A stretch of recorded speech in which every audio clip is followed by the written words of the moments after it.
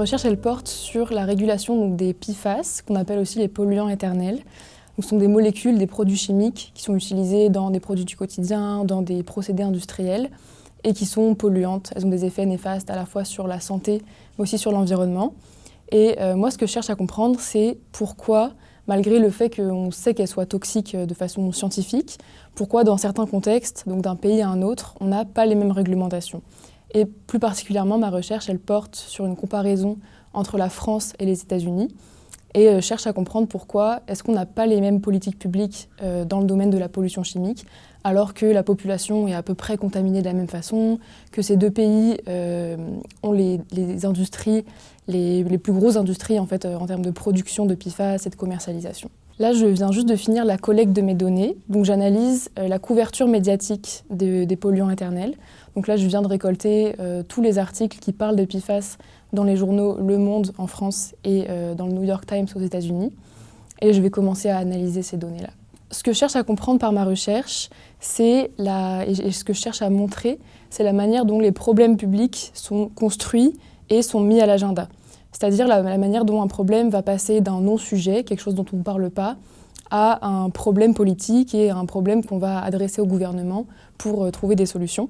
Et toute la manière dont on va définir des problèmes, c'est-à-dire qui en est la cause, quelles sont les conséquences, quels sont les arguments utilisés, les dimensions, tout ça, c'est un travail que des acteurs vont faire, donc des acteurs qui ont des intérêts, par exemple les industriels, la société civile.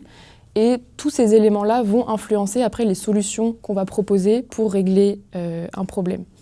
Et moi, c'est ça qui m'intéresse, c'est de voir comment est-ce qu'on passe d'une concurrence entre acteurs pour imposer une définition d'un certain problème à ensuite des solutions, donc des politiques publiques concrètes qui vont avoir des impacts dans les enjeux d'environnement et aussi de santé publique.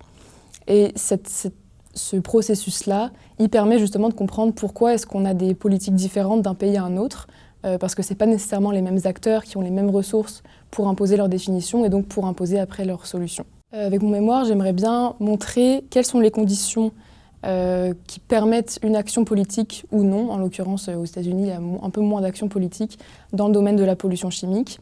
Et ça permettrait ensuite j'espère, pouvoir peut-être adopter des politiques qui sont plus responsables, plus respectueuses de l'environnement, puis aussi alerter sur un risque démocratique, notamment dans tous les cas d'enjeux industriels, où les industries peuvent contrôler souvent la production d'expertise dans un domaine. Donc, par exemple, dans les PFAS, les industries vont contrôler l'expertise sur ce sujet-là, alors que c'est aussi elles qui génèrent ce problème-là. Donc là, on a aussi un risque que les personnes qui créent un problème sont aussi à la source de leurs solutions. Donc souvent, les solutions ne sont pas nécessairement les plus adaptées. Donc voilà, à terme, pouvoir avoir des politiques publiques plus respectueuses de l'environnement, plus protectrices de la santé publique aussi de la population.